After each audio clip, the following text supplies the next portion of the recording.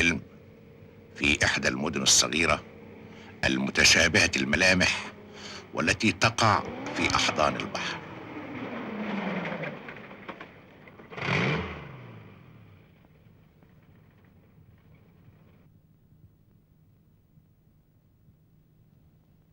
السلام عليكم.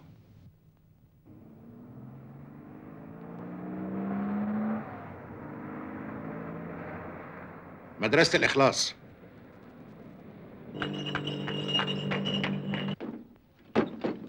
عم بيومي، عم بيومي، انا مش مروح، انا لازم اخش المدرسه النهارده.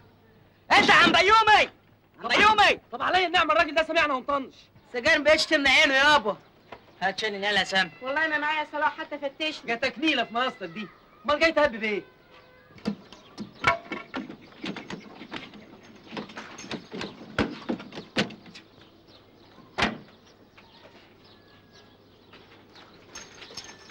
السلام عليكم ورحمة الله وبركاته. وده مين ده راخر على الصبح؟ ظهر النهار الاخضر ده مش هيعدي على خير. تعال يا ابني، تعال يا ابني. انت بتعمل ايه؟ يا نهارك مش فايت. ايه اللي هببته ده؟ هي كحل يا جدعان، الراجل ده اكيد مستغنى عن عمره تمام. تمسكوا ليه ها؟ تمسكوا ليه يا راجل انت؟ انت مين؟ أنا مدرس المزيكا المنقول عندكم.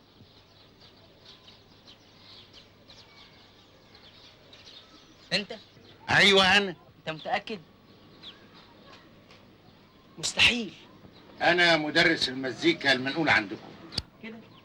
طب غني شوية شوية غني لي وخد عيني. البيوم وصل.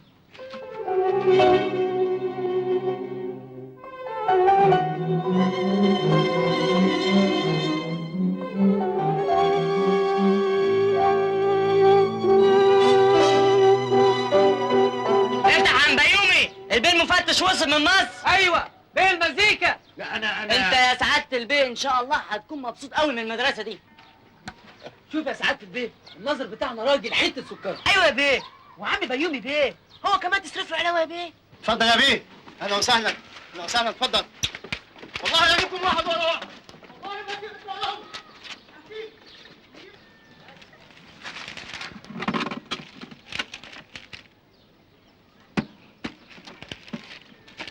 هتروحوا مني فين؟ والله اجيبك واحد ورا واحد، والله ما اسيبكم ابدا. ما شاء الله، ايه الفوضى دي؟ وش اللي وقع منك؟ اسم الله عليك. بس يا واد انت وهو، يلا روحوا على حساسكم. امشي. حضرتك مين؟ حمزة المصري، مين الافندي ده؟ مدرس المزيكا المنقول عندكم. وايه اللي عامل فيك كده؟ هاتوني يا ست ليلى. ده الناظر طبعا. مدرسة زفت. انت ايه اللي جابك هنا؟ أنا جاي سياحة. حضرتك مدرس رياضة؟ لا، مدرسة مزيكا. جاي تعيني هنا اهوت من 6 شهور، وجاي قرعتي في المدرسة الهباب دي. يا حاج يا حاج. سيبوا يا ولد، سيبوا يا ولد، سيبوا يا شياطين. انت يا استاذ، انت يا فندم. ما شاء الله، حضرتك بتلعب مع الاولاد؟ جاي لك. هات هات.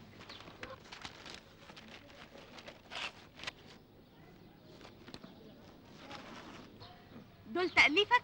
يعني ساعات بحب هجس كده.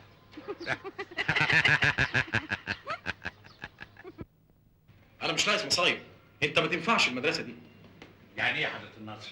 انت من المدرسين اللي ما ينفعوش مع العفاريت اللي في المدرسه دي. انا هبعت المنطقه تشوف لك حته تانية.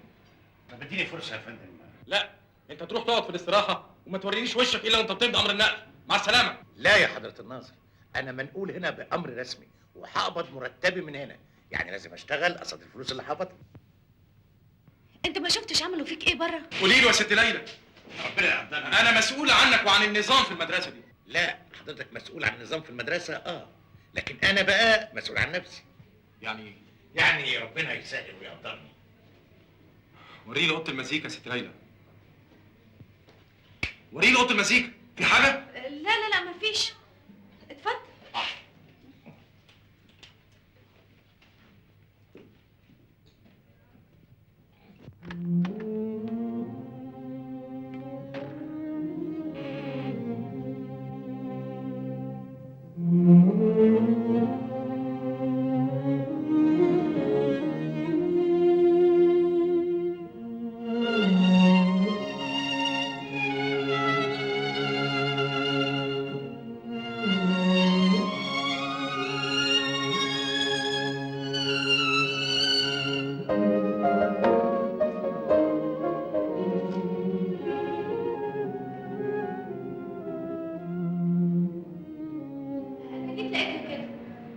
فضلت سايباها كده؟ كان ممكن اعمل ايه؟ ممكن تعملي حاجات كتير. عشان مين؟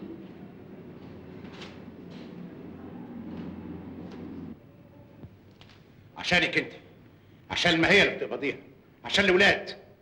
الاولاد هنا مش عايزين يتعلموا العربي والحساب، هعلمهم مزيكا. لو علمتيهم المزيكا، لو قدرت تخليهم يحبوا المزيكا هيحبوا العلم. ده كلام انشا. لا، انت اتعلمت المزيكا ليه؟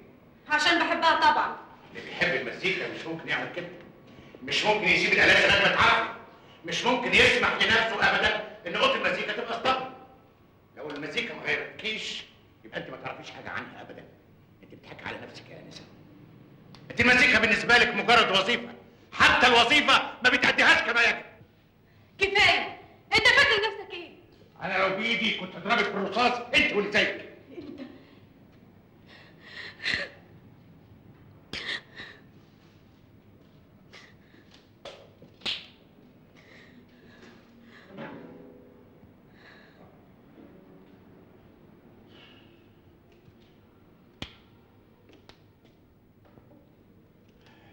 امرك لله يا حمزه.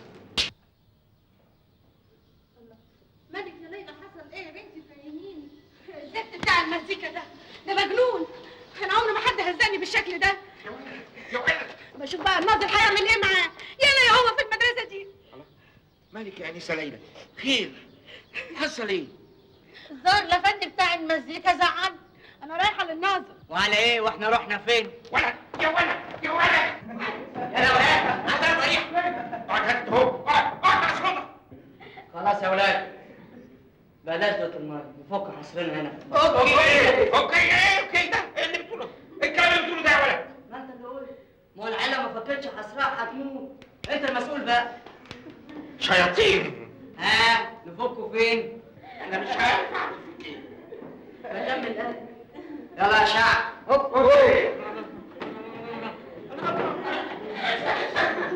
كلنا نفك حصرنا يا استاذ. طيب ان ما كنتش اشتكيكم لحضرة الناظر ابقوا شوفوا. السلام عليكم ورحمة الله. سلام. عليكم السلام ورحمة الله. حضرة الناظر بعتنا علشان نساعد حضرتك. ايه؟ أصل عم صالح الفراش مراته بتولد النهارده. عقبال عندك. ايه؟ عقبال عندك. تعرفوا تشتغلوا؟ يا بيه ده احنا الاهاليين بس حضرتك تؤمن. طب يلا بقى نرتب الأوضة. استنى. كل حاجة مالهاش علاقة بالمزيكا تطلعوها بره الأوضة. يلا. اوكي.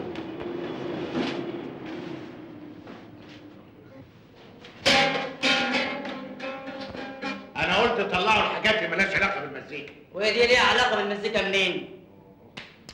طلعوا السجاجيد والكليب والكراسي المكسرة، مفهوم؟ ما احنا هنطلع الحالة كلها الأول وبعدين نوضب الأوضة. تعالى يا رضوان. ما تشيل يلا تسريح، ده انت خرع قوي. سيبوا ده بيانو بيانو بيانو بيانو. انت كليب. ايه الدراع فين بالجيتار انت؟ ايه ده؟ بتعمل ايه؟ الأرض عايزة تتمسح يا بيه. تتمسح بالشكل تاني. الله. كاراتيه. هو اللي جابه لنفسه. لا 66. اوكي. 66. ليه؟ ها؟ ليه تجيبوا النفس؟ ليه تجيبوا النفس؟ ما شاء الله. يا عيني على الحاجات دي كنا بنعملها زمان. ما شاء الله. هي حصلت لحزمه كمان؟ والله يا عالم. يا بيه كان عايز يضربني بالكرسي يا بيه. هتسأل العيال دول يا بيه. يا بيه احنا كنا بنفك حسبنا. هتسأل أستاذ سكرات قصدي الأستاذ شاكر. قام البيت جه خدم هناك. مظبوط يا بيه. هددنا برجل الكرسي عشان ننضفوا الاوضه. لما قلنا له ان احنا عندنا حصه ومش فاضيين فتحنا يا بيه ضربني بالكرسي يا يعني هو هددكم ضربكم برجل الكرسي؟ مظبوط يا بيه. حتى سأله تنكر. وشتم الولد علي بأبوه وأمه كمان. يا حنين يا اخويا. انا عايز اروح المستشفى يا بيه. انا عايز اكشف يا بيه. انتوا الاربعه مرفوضين رفض نهائي طول السنه. لا لا لا حضرة الناظر لا لا. نعم. اطلعوا على فصولكم يا اولاد. اوكي. انت بتكسر كلامي يا خالد انت. انا بقول الصح واللي لازم يتعمل. انت هتعلمني الصح من الغلط. وأنت تطلع مين عشان تكلم حضرة الناظر بالطريقة دي؟ ولا حاجة. بس انا مسؤول عن اللي حصل ولازم اعالجه. امال انا وظيفتي ايه هنا في المدرسه؟ اكيد حضرتك رفضتهم قبل كده وما تصلحوش. وحضرتك بقى اللي هتصلحهم؟ هحاول انا وانت. أنا خريج كلية الآداب قسم فلسفة سنة 58 بتقدير جيد جدا مع مرتبة الشرف. كنت بحلم إني أتعين في الجامعة وأوهب بقية حياتي للفلسفة. اللي بعدي كان عنده واسطة عينوه في الجامعة وأنا اتعينت في التربية والتعليم. أنت خريج إيه يا أستاذ حمزة؟ انا خريجي ملجأ الايتام بوسنا، اتعلمت فيه المزيكا وسبته وانا عندي 16 سنه. اشتغلت بعدها عواد في شارع محمد علي، زهقت، لكن كنت بحب المزيكا وعاوز اتعلمها على اصولها. دخلت معهد الموسيقى العربيه، وفي يوم من الايام وزاره المعارف اعلنت عن احتياجها لخريجي معهد الموسيقى.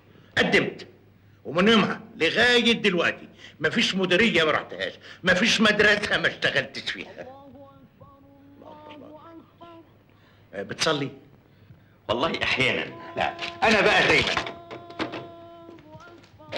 استاذ شاكر. نعم. انا باذن الله هروح اسكندريه بكره اجيب بقيه الحاجات بتاعتي. يعني مش هتروح المدرسة الصبح؟ لا بعد المدرسه هتوكل ان شاء الله على اسكندريه. حكيم انا كنت مأجر اوضه حاطط فيها شويه كراكيب بتوعي. يعني ما نعملش حسابك على الغدا بكرة؟ لا تروح وتيجي بالسلامة إن شاء الله. الله يسلمك. سلام. صلاح بلاش والنبي يا صلاح، حد يشوفنا. صلاح صلاح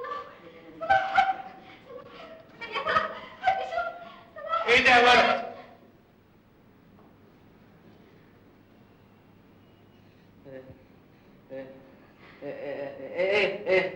ايه بقى بعلمها المزيكا. تعالي هنا يا بنت. اسمك ايه؟ معلش يا استاذ، اخر مره والنبي. ايه بتعيطي ليه؟ بتعيطي ليه؟ بعلمها المزيكا بقول لك. روح هناك على الفصل.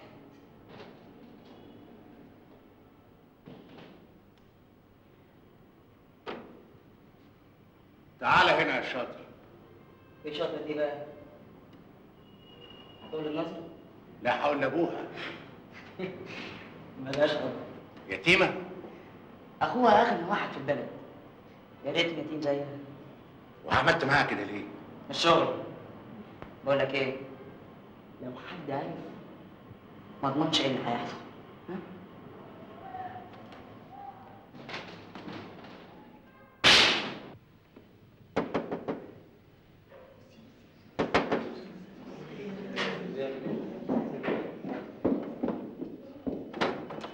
بتعمل ايه يا ولد؟ ايه يا بلاتي؟ مستني الاتوبيس. بوزو.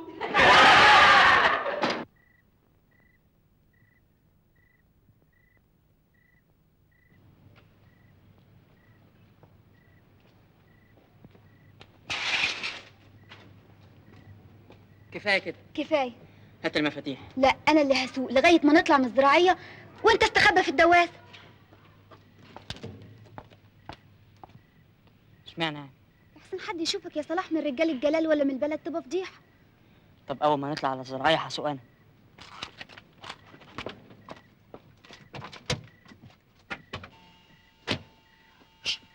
يلا بسرعه. صلاح مش لازم نتاخر لحسن ده فاطمه تاخد بالها. انت مش قلت لي انك رايحه تذاكري؟ ايوه طب وجلاء جاي امتى؟ بكره الصبح. طب خلاص احنا يا دوبك هنتفسح شويه وهنرجع، كلها بس ساعه بس بالكتير. يلا بلاش جبن. خلي بالك وانت بتسوقي لحسن تعملي لنا حادثه. حكم انا عارفك جبانه جبانه وجهل. مر عليك يا باشمهندس.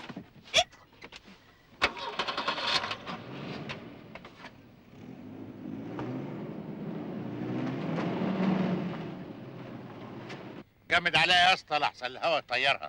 خليها على الله يا فندم، ربك استرها من عنده. يلا يا اخوانا.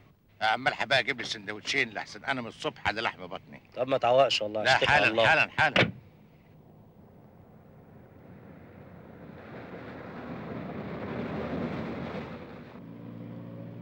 اول مره اركب عربيه ملاكي. ادعيلي بركبك ملاكي عمرك ما تحلم بيها. ليه؟ بكره يبقى عندي احسن منها، واجي بقى اخطبك من اخوكي. على فكره هو عامل قليل كده ليه؟ ملك وماله. حاطط مناخيره في السما ومحدش في البلد عاجبه. سوق يا صلاح وبلاش غلبه. قولي نفسك في ايه؟ الف الدنيا في مركب كبيره تقف كل يوم في مينا شكل، في كل مينا واحده بتستناني. يا ابو عين زايغه، البنات كان عندهم حق لما خوفوني منك. تلاقيهم غيرانين بس. صلاح انا قلت لك قبل كده بلاش الحكايه دي. بتحبيني؟ امال خارجه معاك ليه؟ انا كمان بحبك قوي يا نادي، من اول ما كنا صغيرين وابويا كان بيشتغل عند ابوكي. فاكره؟ فاكره. نستنى هنا شويه؟ لا، يلا بينا بقى نرجع. نرجع ده ايه؟ ده احنا لسه في اولها. صلاح، ايه اللي عملتوه في مدرس المزيكا ده؟ مش حرام عليكم؟ استاذ حمزه هو لسه شاف حاجه. قاعد عالسجية يا خلي اسمر وحليوة خلع الطاقية وجلي غني الجنيوة. انا بغني من الصبح قطعت نفسي، الله يخرب عليكم. يعني عليك يا عم حمزة. اصحى يا اخويا في عرضك، لا تعسل نروح كلنا فطيس. معاك يا عم حمزه، غني انت بس. امال انا بعمل ايه من الصبح؟ الله ينور يا بيه. طب والنبي قول لنا حاجه تانية يا عم حمزه. هنقول بالصبح.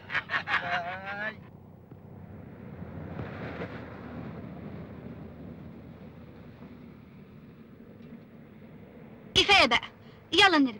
لسه شويه.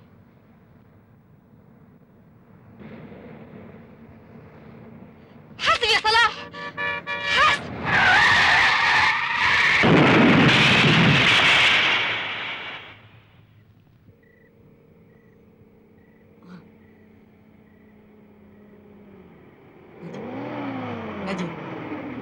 نادية فوقي يا نادية. نادية مالك تعورتي؟ نادية فوقي. يا اخوانا في حاجه؟ حصل لا حاجه؟ خير ان شاء الله. نادية في ايه؟ مين؟ هو انت برضه؟ ابن الخربوطلي يا ليلتك مش فايته، بتعمل ايه بعربيه جلال بيه؟ ومين اللي معاك دي يالا؟ انا ست ناديه؟ يا نهارك اسود، انزل انزل. انت يا يالا انت كنت بتعمل بيها ايه؟ بتعمل ايه بعربيه جلال بيه؟ بس يا اخي بس سريع يا ابن حرامي. انت بس يا ده انا هديك في داهيه. انت خلاص يا يالا سيدي، ده انت. سليم يا فاكر لازم اخلص عليك.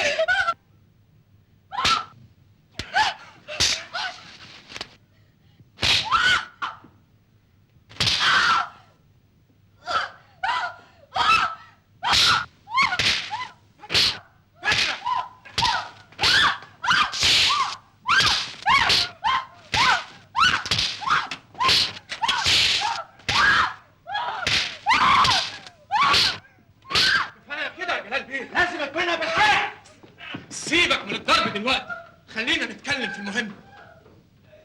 اهدى اهدى يا جلال بيه، تعال اقعد. اهدى اقعد يا جلال بيه. لازم نتصرف بحكمه. انا لازم اقتله ابن الغفير ده. نقتله يا بيه؟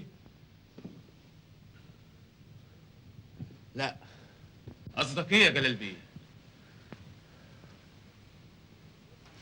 أمور العائلات الكبيرة لازم تتعالج بحكمة. شوف، الواد ابن الغفير كان سارق العربية ورايح يبيعها في اسكندرية، ولأجل حظه الأسود عمل بيها حادثة. والست نادية مين يقدر يقول إنها كانت معاه؟ أنت ناسي إنها عند عمتها في طنطا بقالها أسبوع؟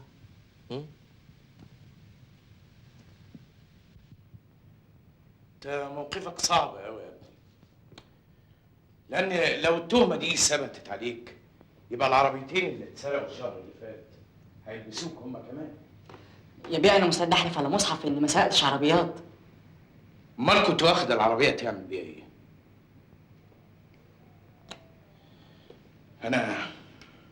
انا حاسس انك مظلوم، بس انت كمان لازم تدافع عن نفسك وتتكلم. خايف من ايه؟ انا ما بخافش الا من ربنا.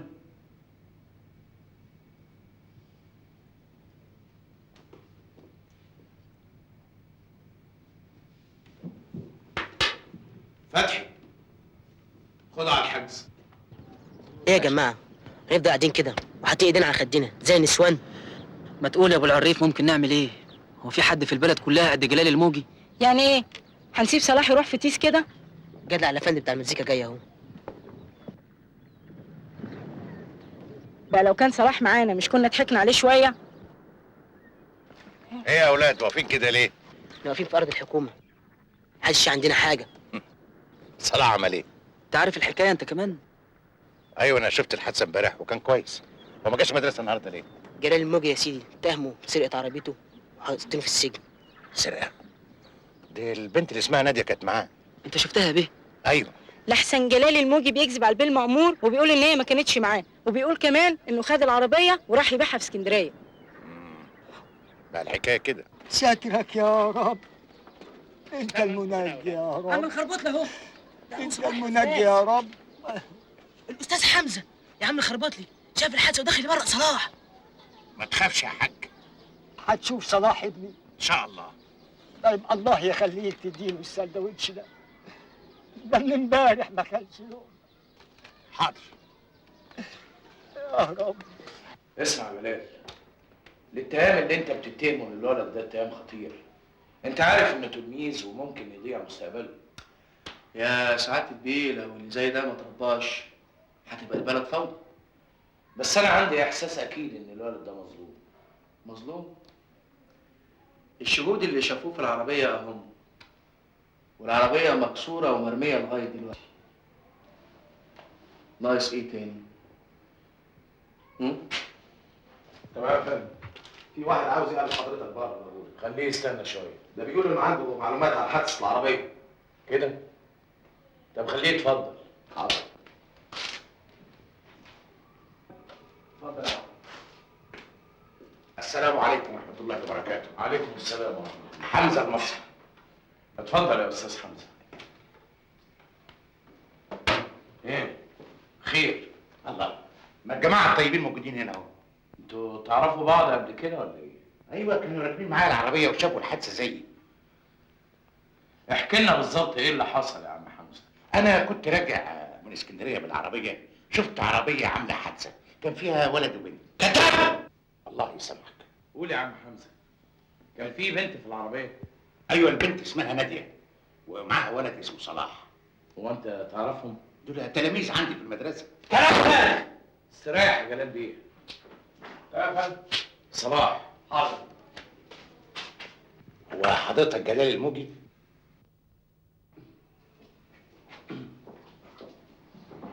هو ده اللي شفته في العربية يا عم حمزة؟ ايه يا صلاح يا ابني؟ مش ناديه كانت معاك امبارح في العربيه؟ لا انا شايفها بعينيا. اظن القضية كده انتهت يا حسين بيه، والحرامي معترف بجريمته. انت تحفظ لسانك، انا مش حرام. يا صلاح يا ابني قول الحقيقه، دي جريمه، انت بتركب نفسك جنايه. خد اللقمه دي بعتها لك ابوك. انا مش عاوز حاجه من حد. انت شقي يا صلاح وعفريت لكن مش مجرم. قول الحقيقه يا ابني بدل ما تودي نفسك اوام. انت مالكش دعوه بيا. طب يا عم حمزة، لو شفت البنت دي تعرفها؟ اعرفها يا بيدي تلمستي، انا صحيح جديد في المدرسه لكن ناديه بالذات دي اعرفها كويس قوي. يا جماعة استدعوا التلميذة نادية الموجي لأخذ أقوالها. حاضر. يا فندم، نادية مسافرة طنطا بقالها أسبوع، وادي شهادة من المدرسة إنها كانت غايبة الأسبوع ده كله. كمان ده أنت محضر كل حاجة أهو. الاحتياط واجب يا حسين بيه. برضه هنستدعيها حتى لو كانت في أسوان. اعملوا لها استدعاء رسمي. حاضر يا فندم.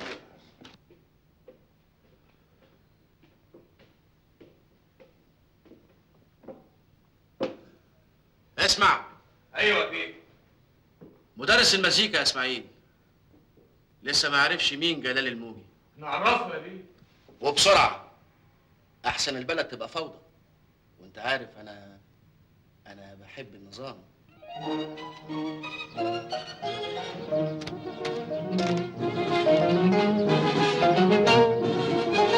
السلام عليكم.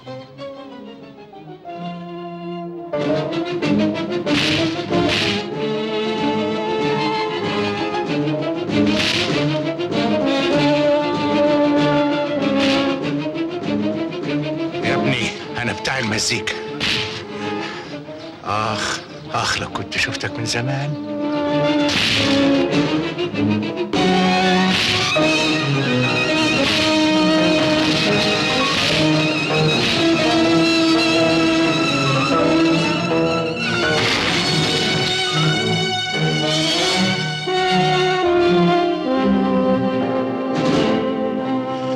عليكم.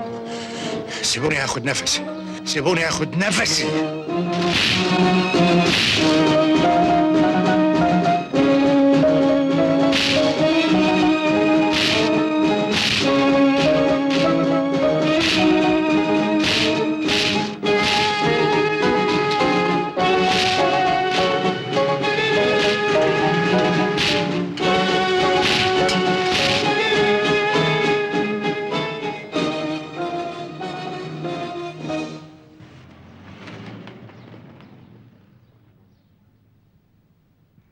وما جبتش معاك نادية ليه؟ خلاص أنا متنازل عن الشك. بس أنت كنت مصمم إن القانون ياخد مجراه. اكتشفت إني كنت غلطان. والولد اللي قاعد في الحجز يومين من غير ذنب هو كمان غلطان. يا حسين بيه، بلدنا صغيرة ومفيش حاجة فيها بتستخبى.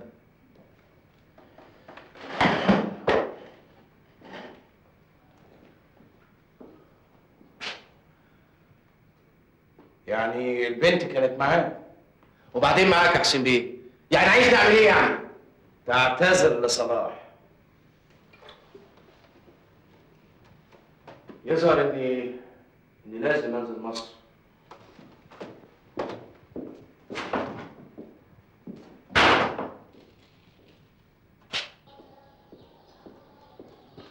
قلت ايه يا جلال بيه؟ هي حصلت اني اعتذر لابن الغفير اللي عندي كمان؟ يا اخي مش مهم الاعتذار، المهم ان انت تعهد على نفسه بعدم التعرض للولد. ايه اللي عمل فيك كده؟ اصل ايه؟ انت اعترت في طوبه. طوبه؟ ده انت مدشدش خالص. اصلها كانت طوبه كبيره حبتين، معلش. انا متعود اتعطل في الطوب الكبير، نظري دخشش. اعمل مذكره باللي حصل. ما حصلش حاجه يا حسين بيه. المهم دلوقتي نطمن على صلاح ونضمن انه ما يتعطرش في طوبه كبيره زي دي. ده لسه صغير ويمكن ما يستحملش. ده كلام فارغ وفوضى. احنا مش عايشين في غابه هنا. الموضوع ده يستحيل يعدي كده. لازم تعمل مذكره. روق دمك يا حسين بيه، الموضوع حل نفسه. المهم جلال بيه يكتب تعهد على نفسه وكل شيء ينتهي.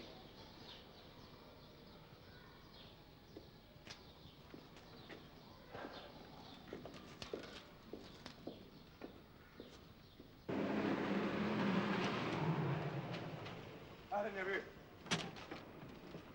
خربطلي، انت يا زفت الطين يا خربطلي، انت يا زفت الطين يا خربطلي. ايوه يا سعاده البيه. انا سحبت بلاغي من المركز. ربنا ما يحرمناش منك يا سعاده البيه، يا امير يا ابن الامراء. تاخد ابنك وتسيبه البلد حالا. سيء عليك النبي يا سعاده البيه، ده احنا غلابه وملناش حد. لو شفتكم في البلد دي تاني مش هيحصل لكم طيب. انت فاهم؟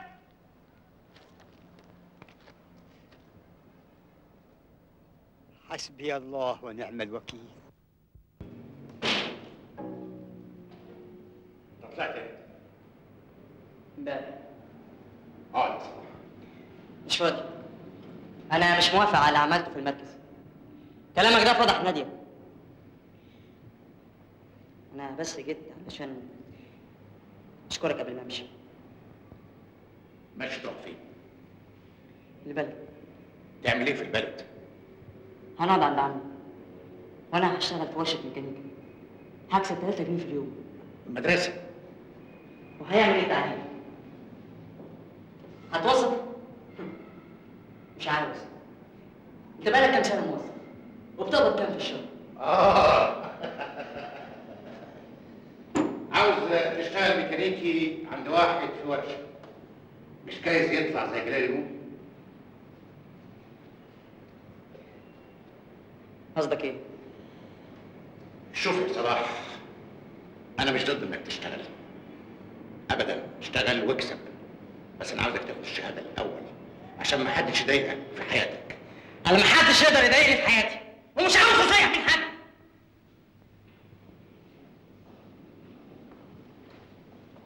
وناديه، انا ما اسمحش انك تتدخل في حياتي بالطريقه دي.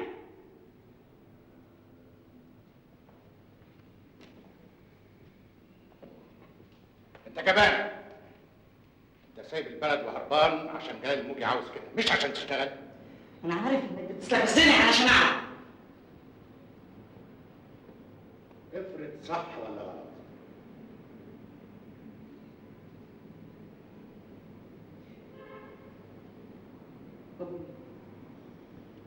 ابوك عاوزك تبقى راجل قدامه، ودم قلبه اللي صرف عليك طوال السنين دي كلها ما يروحش هدر. انت في الثانويه العامه ولازم تاخدها السنه دي. ازاي؟ تقعد في البلد من غير ما يعرف جلال الموجي.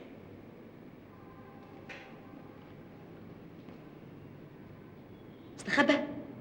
ايوه تستخبى. الحكايه كلها شهر على الامتحان. انا ما استخباش من حد. طز في قلب واحد زي جلال الموجي. هتقعد وهتذاكر، واذا احتجت مدرسين انا هجيبهم لك.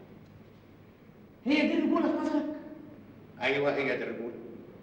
الرجوله انك تقف قدام اي موقف وانت في منتهى الذكاء من غير ما تصرخ. انت بتحب ناديه ولازم تبقى كفء لها.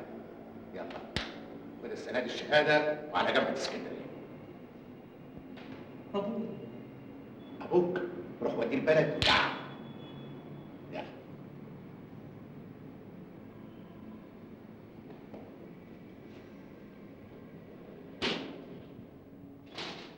ما لقيتش غير العيش ده اللي موجود في السوق. وبعدين دي مش بتلو، دي كندوز، دي عجوزه.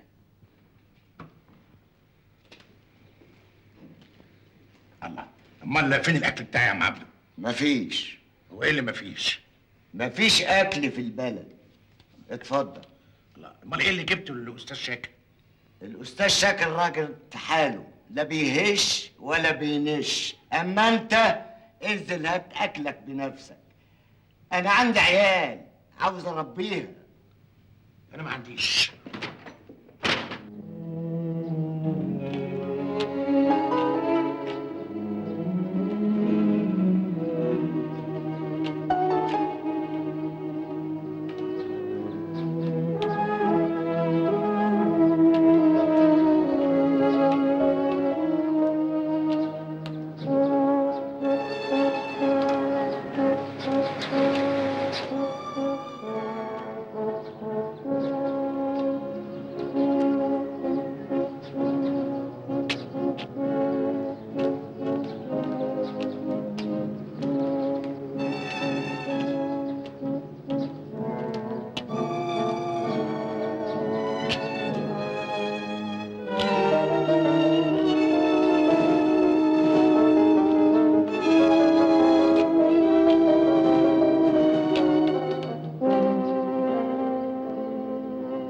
السلام عليكم. وعليكم السلام ورحمة الله وبركاته.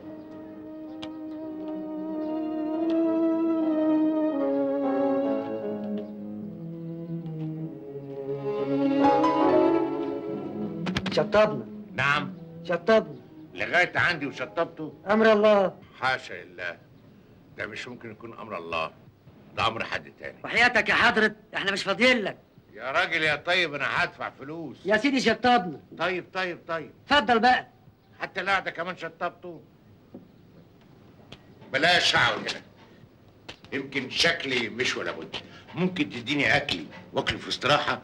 يا فندم ما تعطلناش. شطبنا يعني شطبنا. ولا طلع عليك اسمه شطبنا؟ الله بعدين معاك. طب بس ما تعكرش دمك. السلام عليكم.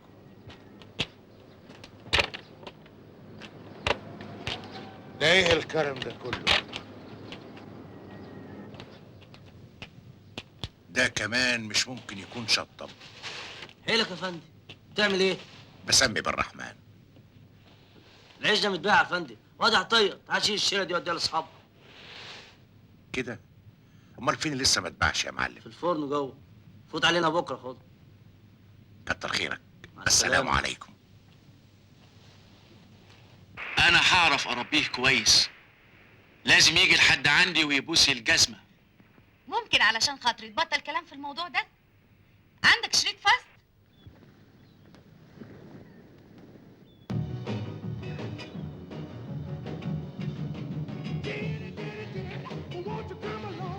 انت هتفضل قاعد كده؟ ما يلا نرقص. نرقص فين؟ ها؟ الرقص الرقص مش محتاج لمكان، محتاج للمزيكا، والمزيكا معانا اهي. يا مجنونه، بعدين حد يشوفنا. ما اللي يشوفني يشوف، هو احنا بنسرق؟ نفسي ارقص يا اخي، من يوم ما جيت المخروبه دي وانا مش عارفه ارقص خالص. الله، ما تقوم معايا يلا نرقص.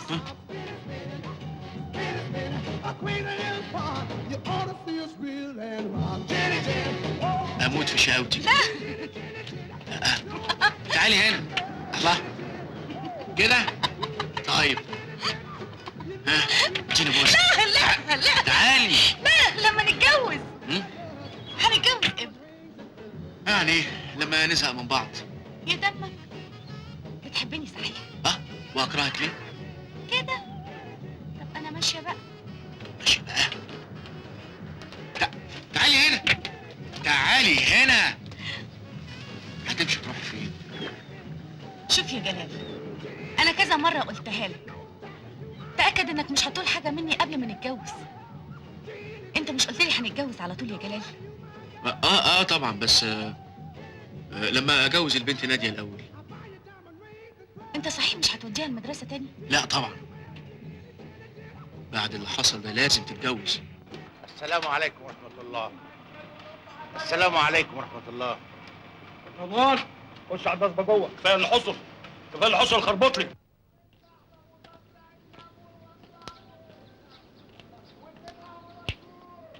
اتفضل يا استاذ، تعال كل. ده ظاهر عليك مش من البلد دي. تعالى ما تخافش، العمر واحد والرب واحد. انت عندك اولاد؟ خير ربك موجود. انا هعمل لك طبق كشري انما هيشبعك قوي ولا يهمك.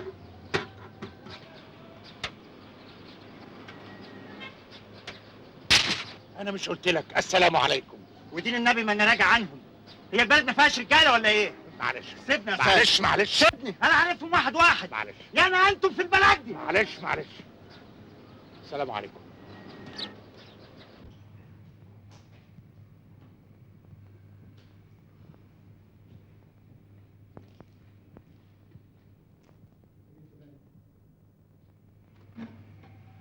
ها ازاي الحال دلوقتي؟ انا اسف يا جلال بيه، المكان زي ما انت شايف الظاهر نسيت ارتبه قبل ما اخرج، لكن معلش عن اذنك اعمل لك فنجان قهوه. اسمع يا راجل انت، ما تعمليش فيها اراجوز وكلمني عدل. انا تحت امرك يا جلال بيه. في كلمتين عاوز اقولهم لك وامشي.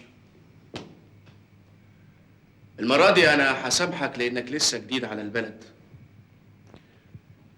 العيار كان تقيل حبتين، لكن كان لازم يحصل كده، والا البلد كانت هتبقى فوضى. طب اتفضل استريح قبل ما اعمل لك فنجان قهوه. اسمع كلامي للاخر. اللي فات فات خلاص، لكن انا يهمني اللي جاي. بلدنا زي الحق، والكحة فيها بتتسمع وبيتعرف مين اللي كحها. انت راجل كبير في السن وغلبان، وما كنتش تعرف اي حاجة. البلد دي بلدنا وانت غريب عنها. امشي جنب الحيط واوعى ضلك يبان او تفكر تسبقه.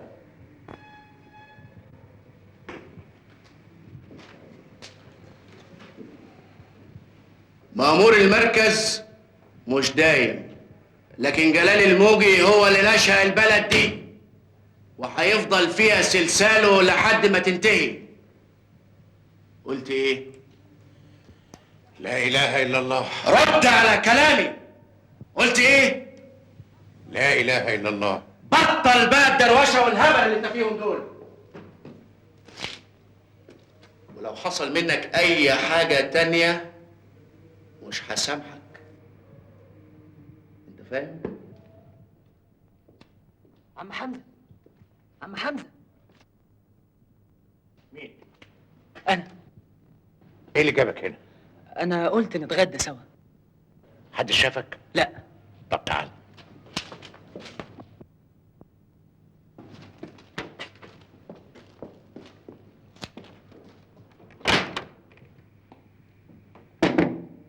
الحمد لله، حقيقي الجوع كافر.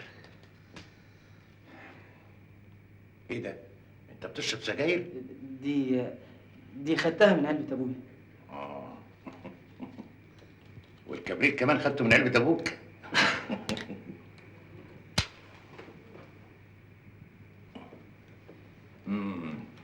على فكرة يا استاذ حمزة، ايوه الناس عندنا في بلدنا كلهم طيبين، بس عملوا كده غصب عنهم. ايه؟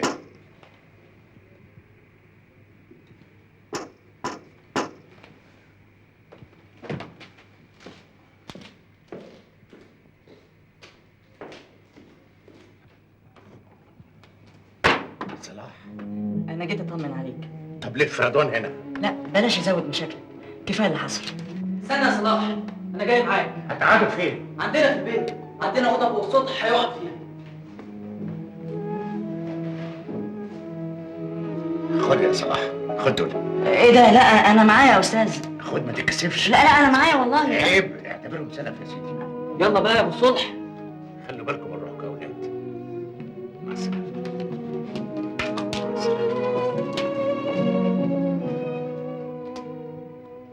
هي حصلت؟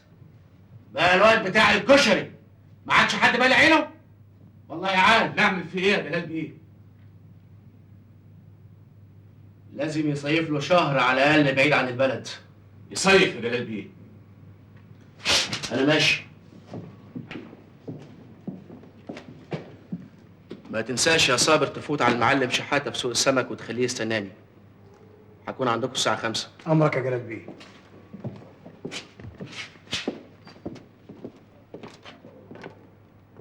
اسمع يا اسماعيل، عاوز حد يراقب ناديه من بعيد، مش عاوز عينيكم تغفل عنها. حاضر يا جلال بيه.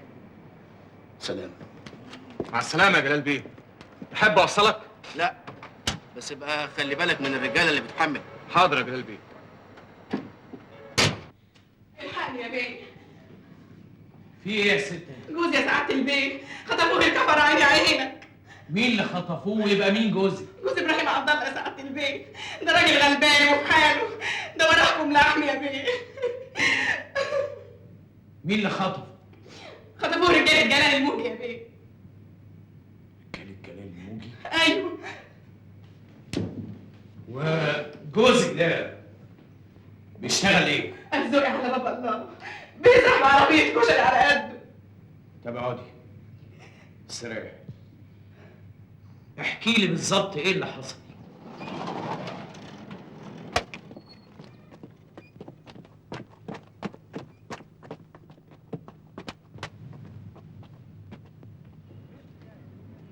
ايه الحكايه؟ حط الكلبشات في ايديه يا عسكري. بمناسبه ايه يا حسين بيه؟ بعدين تعرف يا جلال بيه. حط الكلبشات في ايديه يا عسكري.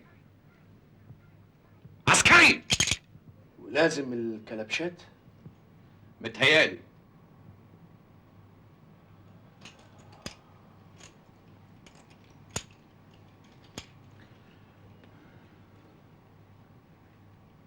اتفضل.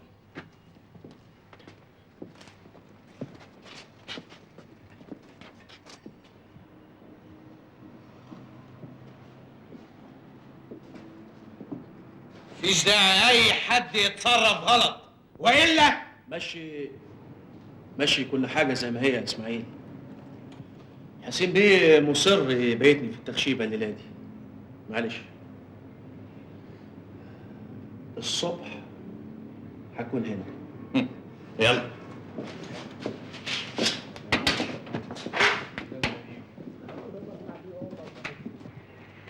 تفتكري انك تستاهلي ان كل ده يحصل لنا من تحت راسك؟ ابويا يطرد من البلد وانا افضل مستخبي زي الكلب. كان ممكن اعمل ايه وما عملتوش. انا بسالك تستاهلي؟ انا كمان رافضه اني ابعد عن البلد واسيب المدرسه. فضلت يومين من غير اكل لما ودوني عند عمتي لحد ما جلال جلال كل حاجه في البلد دي بقت جلال. حاجه تجنن. انت عامل ايه في الدراسه؟ بذاكر ولازم انجح. بعد ثانويه العامه هخش كليه الهندسه. ربنا يوفقك. هتستنيني؟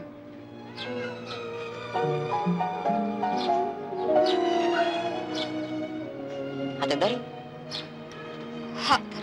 ما اقدرش يا بيه، انا وليا وحدانيه وماليش حد. يعني ايه؟ يعني بصراحه احنا مش قد جلال ولا قد رجاله جلال. بس انت قلتي في محضر رسمي قبل كده ان هم اللي خطفوه. كنت غلطان، اتاريه كان رايح يزور اخته اللي بتولد في اسكندريه وما لحقش يقول لي. كذاب! اسمعي، انا عارف اللي حصل بالظبط وهحميكي وهحمي جوزك كمان. القانون في صفكم، ما تخافوش من حاجه خالص. ايه؟ قلتي ايه؟ جوزي ما اتخطفش يا بيه، وانا متنازله عن المحضر اللي عملته قبل كده. جبنه، كلكم جبنه وكذابين. يا سعاده البيه الهي يسترك، احنا ناس غلابه، انت بينك وبين جلال بيه حاجه توقعنا في النص ليه؟ واحنا ملناش في الدنيا غير ابراهيم.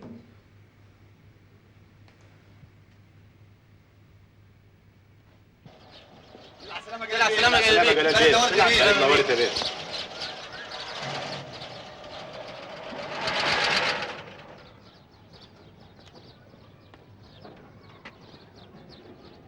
ما كانش فيه داعي للي عملته يا حسين بيه. الزمن له احكام يا جلال يا موجي. يعني حضرتك انبسطت لما حطيت الكلبشات في ايدين جلال الموجي وسط رجالته وبقيتوا في التخشيبة 3 ايام من غير مناسبة؟ المرة الجاية يبقوا 3 سنين أو 13. مين عارف يا موجي؟ هيطلع برضه اللي يبرقني زي مراد بتاع الكشري.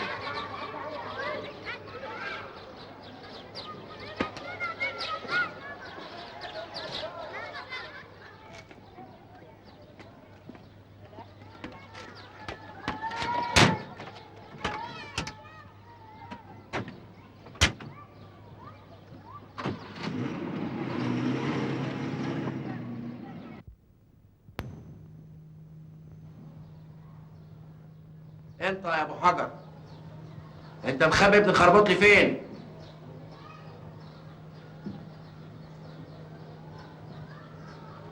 اخلص عليه يا جلال بيه؟ لا، هو هيقول. فين يا ابو حجر؟ فين يا ابو حجر؟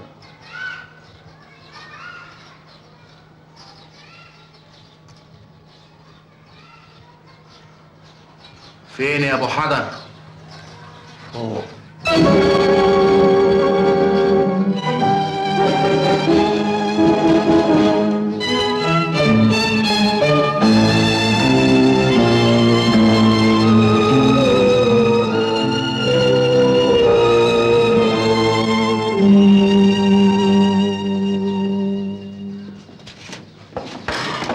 جلال بيه اهلا وسهلا. حاجه ساعه يا ولاد جلال بيه، اصل الامتحانات قربت والاولاد محتاجين للمساعده. ابن الخربوط لي فين؟ مش عارف.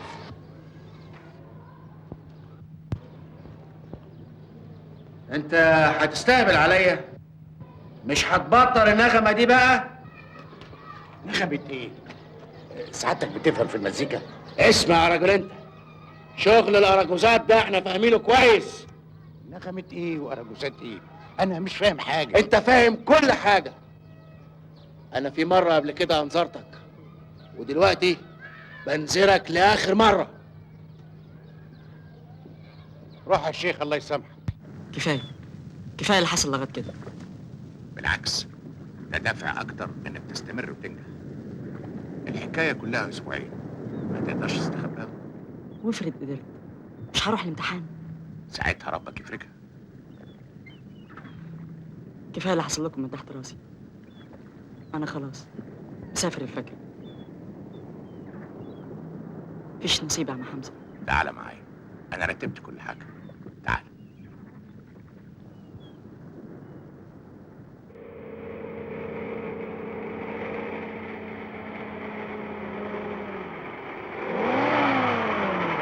ده بيتنا اهو يا عم حمزه.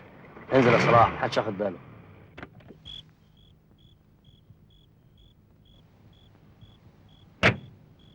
متشكر قوي يا ابو علي. معلش استحملوا لي من دول، ومش عاوز حد يعرف انه عندك خالص. متخافش يا عم حمزه، صلاح خالص صغير وامه هتفرح قوي ما بقى لها ابن تاني. كتر خيرك يا ابو علي، هبقى اعدي على صلاح اذا ما كانش ده ضايقك. البيت بيتك يا عم حمزه، شرف في اي وقت. السلام عليكم. مع السلامه يا عم حمزه.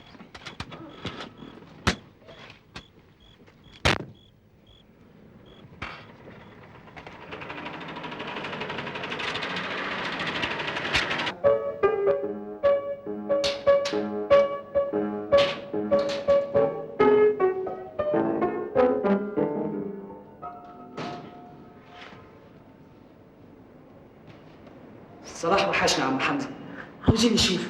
انت ليه مش عايز تقول لنا على طريقه يا عم حمزه؟ معقوله هنروح نقول؟ لا يا ولاد مش ده المقصود. انتوا سابيني في فصل ليه؟ عندنا هوايات. يعني عندي ولا عاوزين تروحوا في لعب؟ عندك يا عم حمزه.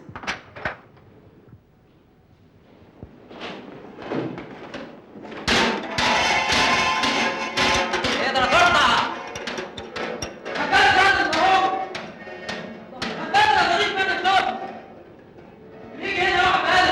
مفهوم ولا؟ انا قاعد بقلب. طب يلا يا اخويا، يلا نخرج.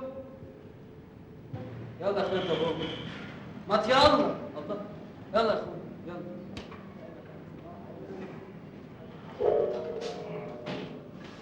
حد فيكم بيعرف يغني؟ صلاح بيعرف يغني يا عم حمزه. والنبي يا عم حمزه، والنبي يا عم حمزه شوف.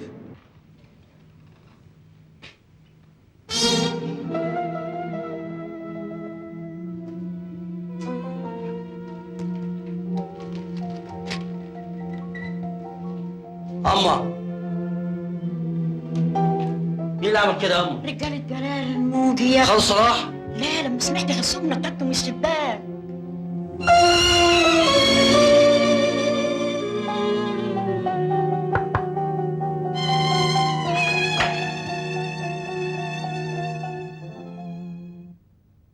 الامانه يا ابراهيم محافظ عليها. في عينيا يا عم حمزه.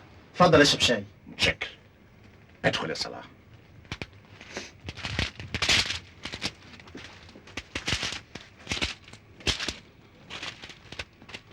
انت راجل يا صلاح.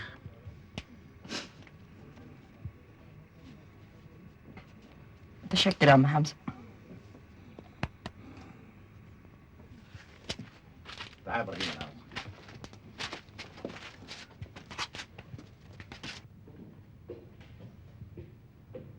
ايه ده يا عم حمزه؟ مش عيب؟ لا مش عيب، وانا زي اخوك الكبير، وانت الايام دي ما بتشتغلش، والعيب ان ولادك يباتوا جعانين. تصبح على خير. يعني ايه؟ الارض انشقت وبلعته؟ مش عارف اقول لك ايه يا جلال بيه. مفيش خرم في البلد ما دورناش فيه. بقى حته عيل زي ده وفي بلد زي الحق ومش عارفين تجيبوه؟ الراجل بتاع المزيكا هو اللي ورا الحكايه دي.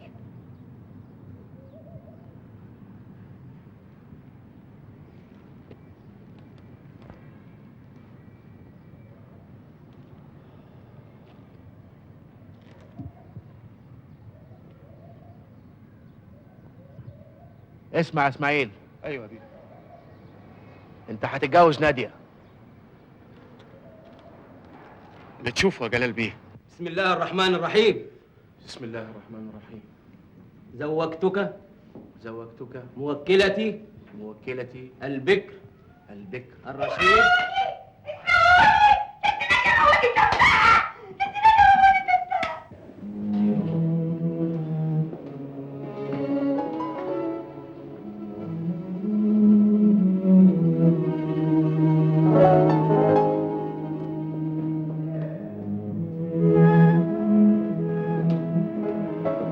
الحمد لله يا جلال بيه، لحقناها في اخر لحظه. الحمد لله يا جلال.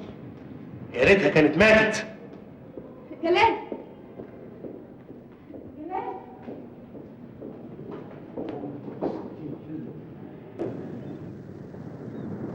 انت ازاي تطلب لاختك الموت؟ اختي لما تحط راسي في الطين ما تبقاش اختي، يبقى موتها احسن. انا مقدره كل ظروفك، على كل حال معلش. ما تقوليش معلش. يعني ايه معلش؟ الناس بتبص لي زي ما تكون بتعزيني، زي ما يكون ابويا لسه ميت امبارح. هو ايه اللي جرى في البلد؟ بقى جلال الموجي يتحط في السجن مع لمامين السبارس والحراميه؟ واختي الوحيده تخرج عن طوعي. بحب واد ابن غفير، حته عيل يكسر كلامي ويعيش في وسط البلد وما اقدرش اوصل له. الحب مش عيب يا جلال. ما عندناش حاجه اسمها حب، بنات العائلات ما يعرفوش حاجه اسمها حب. جلال جلال جلال، هو ده الكلام اللي انا اعرفه. يعني ايه؟ يعني انا مش بنت ناس؟ انت عايز تقتل اختك علشان حبت ولد زميلها وحب شريف؟ وانا وعلاقتنا تبقى ايه في نظرك؟ دي حاجه ودي حاجه تانية. ده شرفي. يعني انا مش شريف عشان بقابلك؟ عشان بحبك؟ يعني اخويا لو عرف اني بقابلك يجي يقتلك او يقتلني؟ صحيح احنا ناس فقراء وعلى قد حالنا، لا عندنا عربيات ولا فلوس ولا فلل، لكن عندنا اللي اهم من ده كله، عندنا الشرف. وبعدين معاكي؟ ليه اللي بتحلله لنفسك تحرمه على غيرك؟ مش عاوز كلام في الموضوع ده. لا، لازم نتكلم فيه. انا كنت مغمضة على حاجات كتير، كنت بالنسبة لي حلم، مستقبل. حتى الراجل الغلبان حمزة لما ضربتوه حسيت ان ده صح. مين؟ حمزة بتاع المزيكا، لمجرد انه قال الحق. ايوه، هو ده اللي لازم يموت. جلال، البلد كانت هاديه قبل ما يجي، من ساعه ما حط رجله في البلد اتقلب حالها. لازم يتقتل جلال بس. والبلد كلها تعرف ان جلال الموجي هو اللي قتله. لا يا جلال، لا. لسه ما اتخلقش اللي يقف قدام جلال الموجي، لسه. جلال، انا خايفه. ايه بيتمشى على الكورنيش؟ يا ساتر يا رب.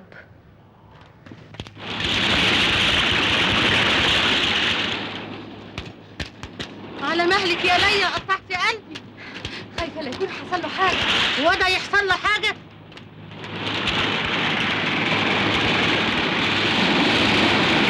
حمزه، حمزه.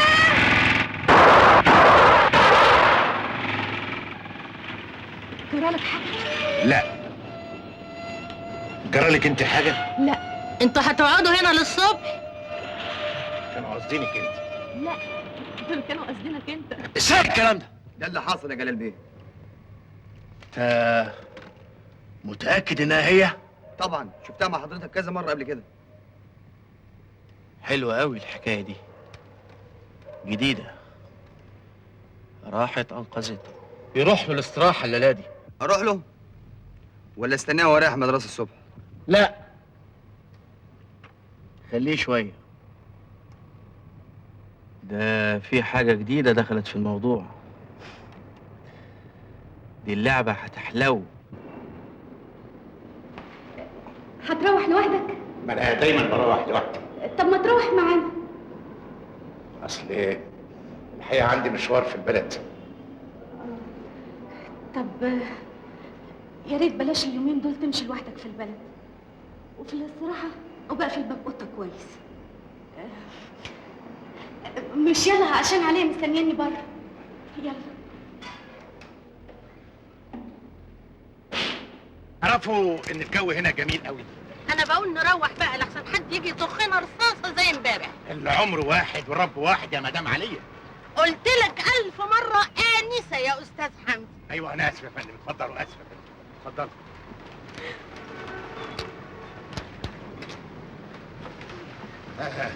انا قصدي اقول هي موتة واحدة في حياة البني ادم، يموتها دلوقتي يموتها بعدين شوية ما تفرقش كتير، ويا ريت دلوقتي. تعرفي تغني يا مدام يا؟ نعم. تعرفي تغني؟ لا، انا اتهزقت قوي يا ليلى. طب بس اقعدي. الحق عليا، انا اللي سمعت كلامك وجيت. ما تزعليش، انت فاكرة ان الغنى تهزيق؟ انت بتعرف تغني يا استاذ حمزه؟ مفيش حد في الدنيا ما يعرفش يغني. طب غني يا وحيد. انا هسمعكم حاجة بحبها.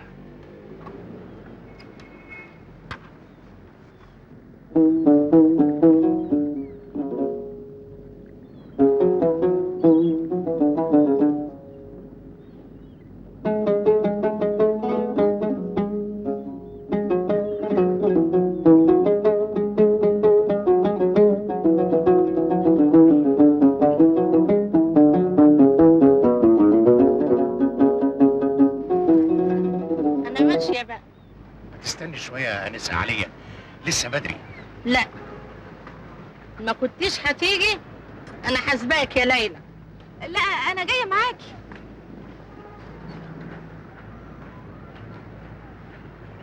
انا ماشيه بقى. مع السلامه.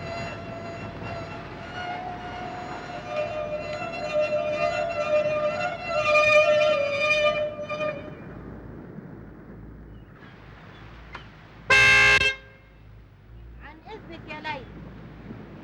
ليلى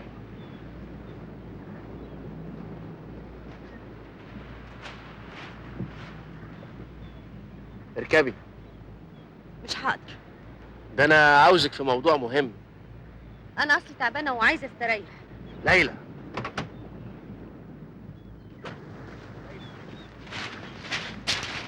تعبانه ده ايه؟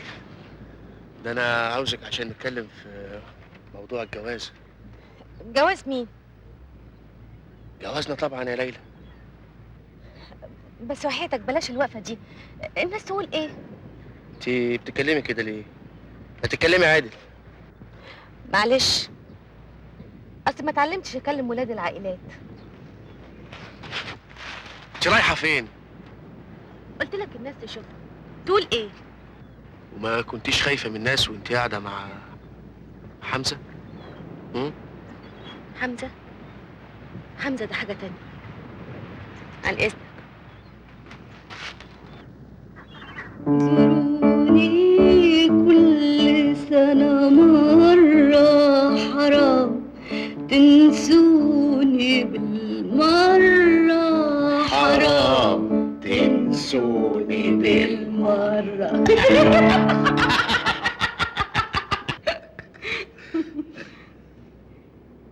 هو صلاح في البلد؟ ايوه. ليه؟ عاوز اشوف. لما يحس ان في حد بيسأل عليه وانه مش لوحده اكيد ده هيشجعه.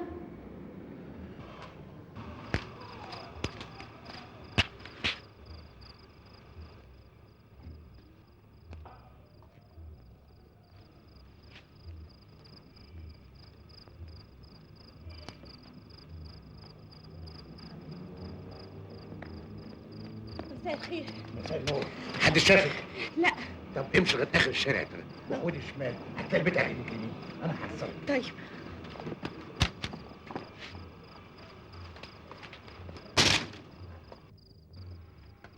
هنية. نورتينا يا ست ليلى. البركه في صلاح اللي عرفنا بالناس الحلوين دول. مالك يا انسه ليلى؟ غريبة قوي، انا حاسه زي كاني قاعده في بيتنا. عشان ناس طيبين في وسطهم بتحس بالامن، كانك عايشه بين اهلك وناسك. مش قوي كده يا عم حمزه. لا يا ابراهيم، ده حقيقي. الواحد ممكن يعيش في مكان سنين طويله ما يعرفش عنه حاجه، وفي يوم واحد ممكن يعرف عنه حاجات كتير. لا، احنا بقى ما نفهمش في الفلسفه دي يا ست ليلى. مش كده ولا ايه يا ابو الصالح؟ مالك يا صلاح؟ عاوز اروح لابويا. وده معقول؟ انت اتجننت؟ ابويا كان عيان قوي يا عم حمزه.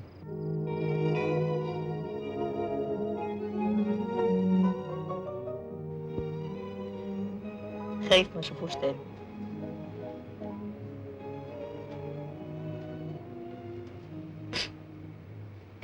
انا لازم اسافر له واللي يحصل يحصل. كلها اسبوعين وتمتحن وتسافر له. مش يمكن حاجه تحصل الاسبوعين دول؟ اسافر له انا واطمنك عليه. طب اديني عنوان عمك.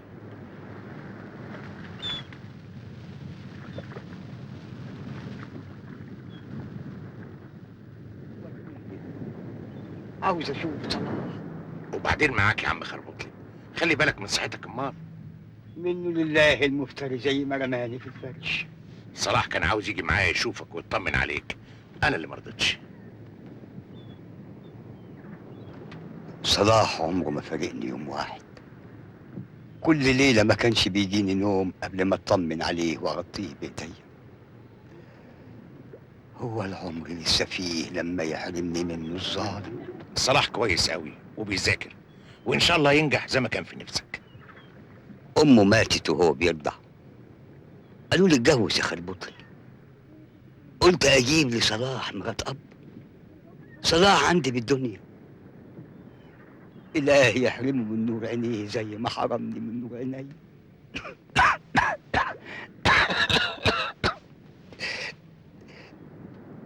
خدني معاك واشوف، معاك واشوفه قبل ما اموت. انا حاسس اني مش هشوفه تاني. جرى ايه يا عم خربوطي؟ ما تصلي على النبي امال. صلاح مش لوحده، احنا كلنا معاه. انا بشبه عليكي من ساعه ما قعدتوا. مش انت المدرسه؟ ايوه. انا شفتك مع جلال كذا مره. مالك ومال صلاح؟ ما تبعدي عنه، انت زيه وهو زيك. عم خربوطلي ومالنا؟ عم خربوطلي بيننا وبينكم ربنا هو اللي يقدر عليكم. روحوا قولي له ان الخربوطلي بيدعي عليك ليل ونهار. الله لا يكسبكم، الله لا يكسبكم. عم خربوطلي الله لا يكسبكم. ايوه، كنت بحلم باليوم اللي اتجوز فيه جلال عشان اهرب من الفقر. تعرف يعني ايه الفقر؟ اعرفه. لا، مش زيي. انا عشت مع اخواتي 25 سنة، هرسنا برجليه من غير رحمة. 5 بنات ومرتب ابويا 20 جنيه. تعرف ابويا دخلنا المدارس ليه؟ مش حبا في التعليم، لا، عشان ما يجوزناش. اصل الجواز بيتكلف كتير. كنت بروح المدرسة يوم ويوم لا، عشان ابدل الجزمة والمريالة مع اختي. نجيب منين ابويا 5 جزم كل سنة و5 مرايل تيل؟ ما كانش عندنا فرق بين الشتاء والصيف. انا عمري ما لبست الكستور الا بعد ما اتعينت. عمري ما كنت اعرف يعني ايه الصوف. امي الله يرحمها كانت تقول لنا اجروا يا بنات، اجروا وانتوا رايحين المدرسة، الجري رياضة. كنا بنجري علشان ندفى من البرد. ودخلت معهد الموسيقى، كان حلم بالنسبة لي. وفي المعهد شفت اللي عمري ما شفته.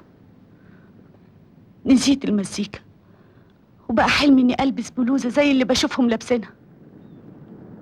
امي كانت بتقولي انت حلوة يا ليلى وهتتجوزي راجل غني، اوعي تبصي لواحد فقير، اوعي. تصور لما البني ادم يبقى كل رأس ماله هو شكله بس. ناس كتير افر منك ومع ذلك ما باعوش نفسهم. انا ما بعتش نفسي، انا كنت بحلم وبس. لما جيت تعيني في البلد دي حسيت باليأس، مش عشان بعيدة ولا عشان هتغرب، بالعكس. لأول مرة كان ليا أوضة وبابها يتقفل عليا. أنا حسيت باليأس بس لأن فرصة العريس الغني قليلة. بلد مقفولة على أهلها وبيتجوزوا من بعضيهم. ولما قابلت جلال ما صدقتش نفسي، شاب وغني وهيحقق لي كل أحلامي. أنا بني آدمة يا أستاذ حمزة ومن حقي أحلم، أنت فاهمني؟ فاهم يا ليلى، فاهم. ودي حاجة طبيعية لكل بنت في ظروفك. أنا اللي بستغرب له إزاي ما اكتشفتيش إن ممكن ما يحققلكيش أحلامك، بالعكس ممكن يقتلها. كانت عينيا معمية عن كل حاجة. أنا ما كانش قدامي غير هدف واحد وبس، هو إني أخليه يتجوزني وبأي تمن. أكتر من مرة كنت هسلمه نفسي، لكن كان في حاجة جوايا بتقولي لأ. لو فرطتي في شرفك مفيش حاجة في الدنيا هتعوضه، لا فلوس ولا حسب. حتى الشرف محتاج لحاجة تسنده.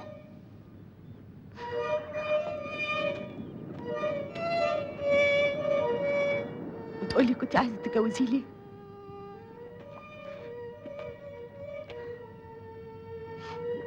وبعد ما عرفت عنه اللي عرفتيه.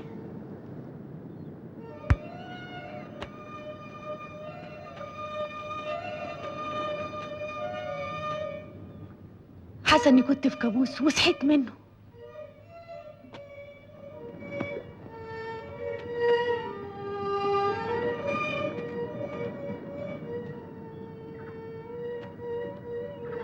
الموسيقى ممكن تعمل حاجات كتير قوي. ده في جيوش انتصرت في حروب مجرد ان الجنود كانوا بيغنوا اغاني تعبر عن حبهم لبلادهم. صلاح؟ لا. ايه اللي جابك دلوقتي؟ عرفوا مكاني. ازاي؟ ابراهيم؟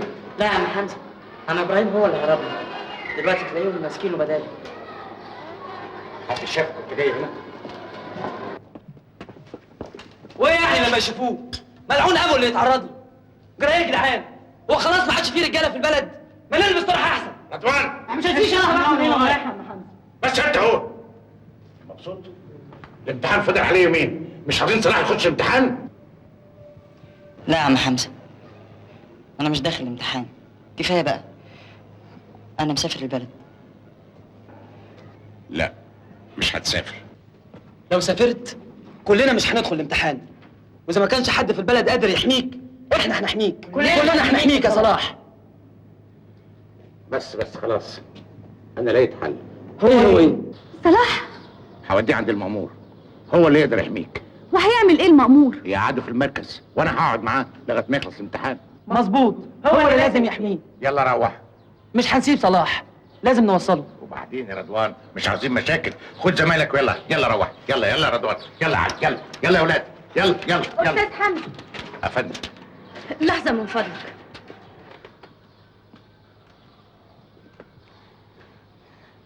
عارف يا حمزه ده ثمنه ايه؟ جايز الخبر لسه ما وصلش. مش ممكن، ده زمان رجاله جلال في كل حته في البلد. العمر واحد والرب واحد. لا يا حمزه. استاذ حمزه. روح انت. طب استنوا شويه. كل لحظه بتعدي الخطر بيزيد. يلا يا صلاح.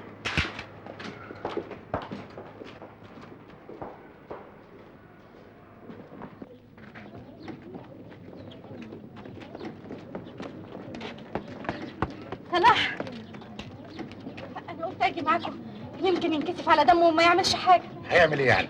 خليها على الله، احنا اللي مكبرين المساله.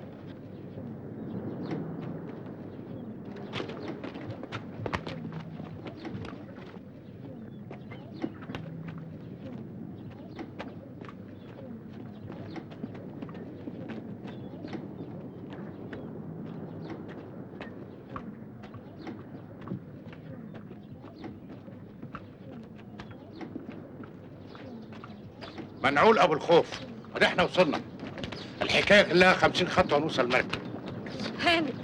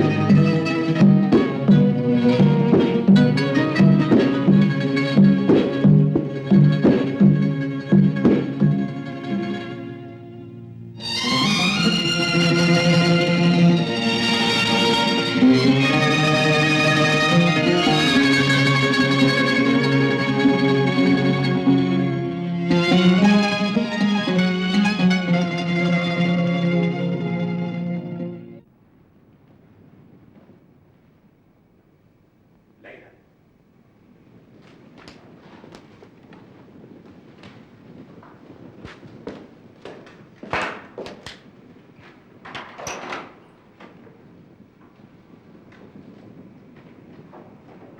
هتمشي من غير ما تقول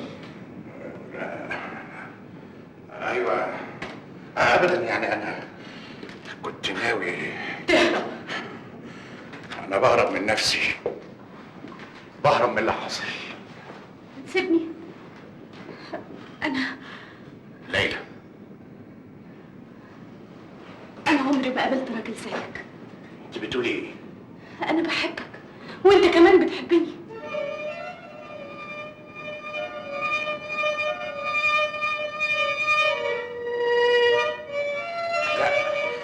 لا، لو كنت قابلتك من 20 سنة كان يمكن. بس أنا ما يهمنيش.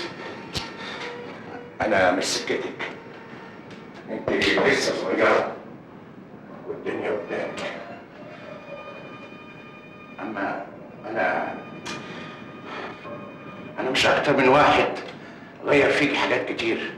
هي فعلا كانت موجودة فيكي بس ما كنتيش حاسة بيها. من 20 سنة اتعرضت لموقف زي ده، كنت لسه شباب وفاهم ان الدنيا قدامي. حبيت زميلة ليا برضه في المدرسة، كنت فاهم ان الحب اخده بس. حبينا بعض واتفقنا على الجواز وتقدمت لابوها، ولما عرف ان انا زميلها في المدرسة رحب. ساعتها حسيت ان الدنيا كلها ملكي.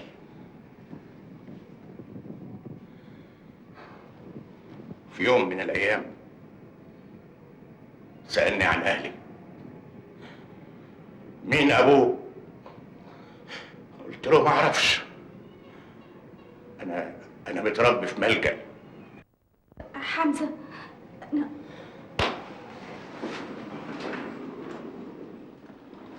تاني يوم سبت المدرسة والبلد كلها ومشيت من غير ما تعرف.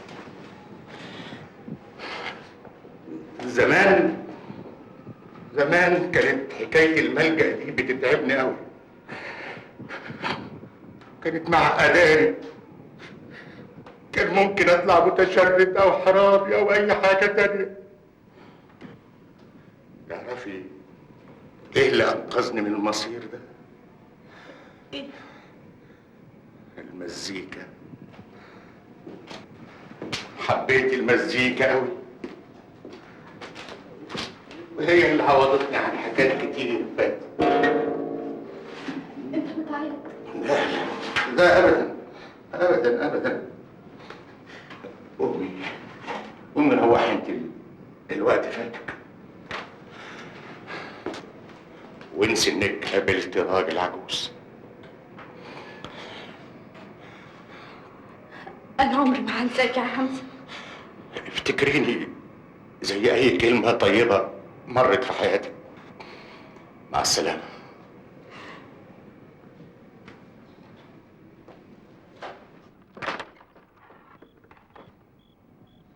هشوفك قبل ما تسافر. يمكن.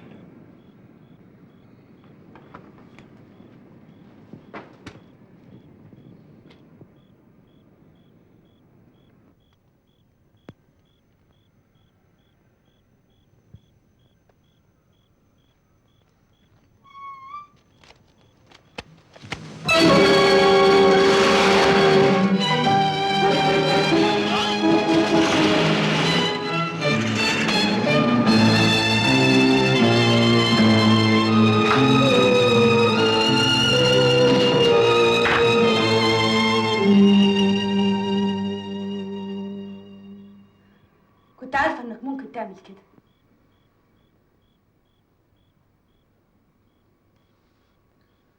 قلتلك قبل كده مرة لسه ما اتخلقش اللي يقف قدام جلال الموجي. وبعدين؟ بتفضلي حمزة عليا؟ ما تجيبش سيرته على لسانك عشان ما توسخش اسمه.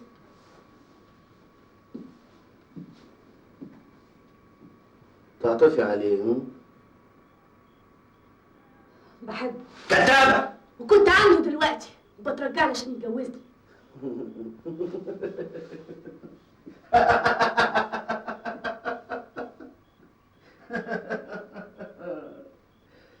بس راجل عجوز يعني. انت اعجز منه بكتير. كده. طيب ما تيجي تقعدي جنبي هنا؟ ده حتى هنا دفء. اظن الوقت مش مناسب. انا لازم اكون في الاستراحه دلوقتي احسن يقلقوا عليا. يمكن يبلغوا البوليس او يقولوا لحمزه. انت عارفه ان مفيش حاجه في الدنيا تهزني. بتضحك على ايه؟ اصلك صعبان عليا. تعرف قبل حمزه ما يجي البلد الناس كانت كلها بتخاف منك، لكن دلوقتي الوضع اتغير خالص. انت بس اللي اتغيرتي. صدقني البلد كلها اتغيرت، انا شفتهم بعينيا. كدابة. انا هفرجك اذا كانوا بيخافوا ولا لا. ابعد عني، انت هتعمل ايه؟ هعرفك مين هو جلال الموجي. ابعد عني. اصرخي اصرخي كمان اصرخي.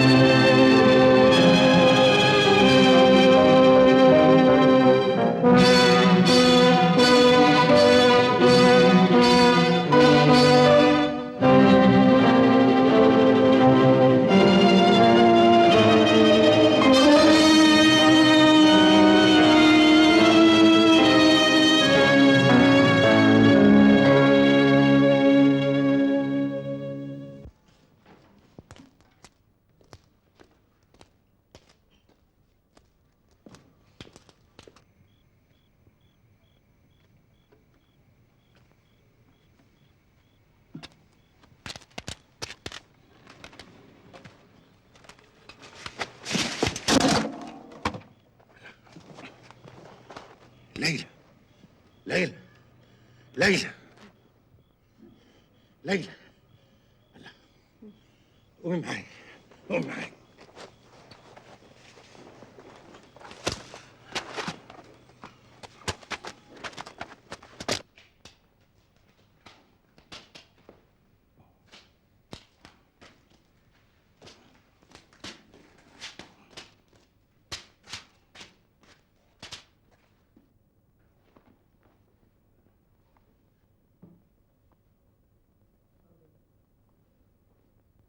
ليلى ليلى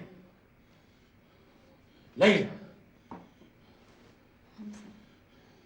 مين اللي عمل فيكي كده؟ هو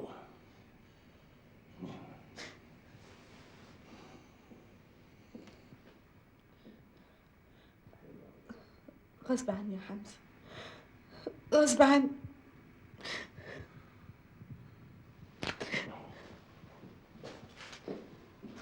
حمزه حمزه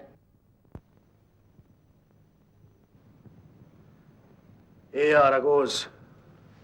عاوز ايه؟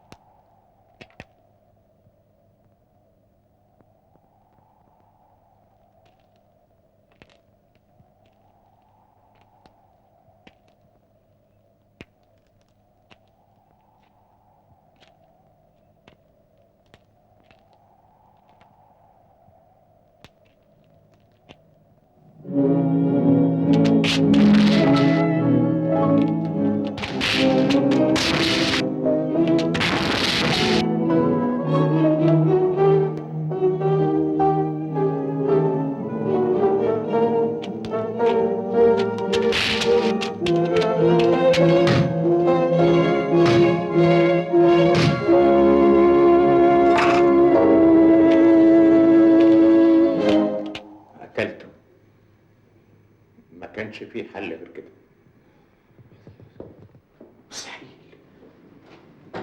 مستحيل. ده احنا كنا رايحين نقبض عليه، مسكنا اللي قتل صلاح واعترف على جلال. إرادة ربنا.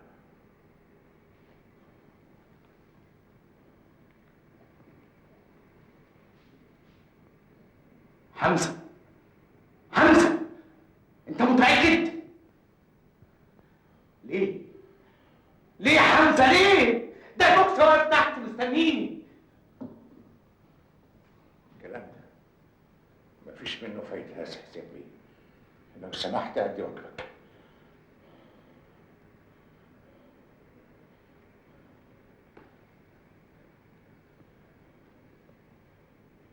اللي جابك جيت ليه؟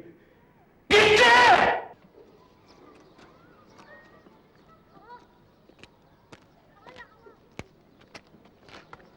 ممكن أشوف الأولاد في المدرسة لآخر مرة؟ ممكن.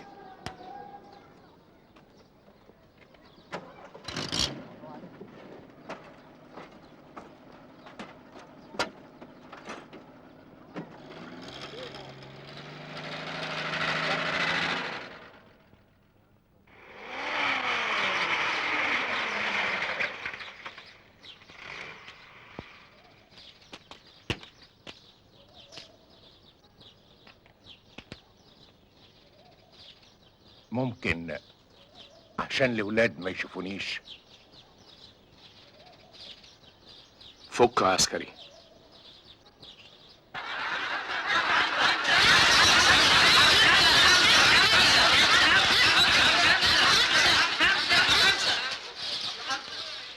أعيش معاكم على طول. انتوا كنتوا آخر رحلة في حياتي. كنت ناوي أختم رسالتي هنا معاكم وسطكم، لكن ما باليد حيلة. كنت بحس إن كلكم ولادي ولادي. عشت طول عمري محروم إن يبقى لي ابن ولا بنت. كان نفسي أسيب ذكرى ورايا بعد ما أموت،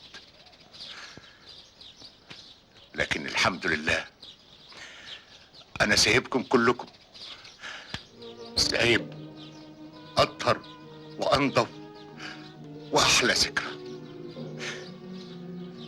وافتكروني يا أولاد، افتكروني. ما تسيبناش يا عم حمزة.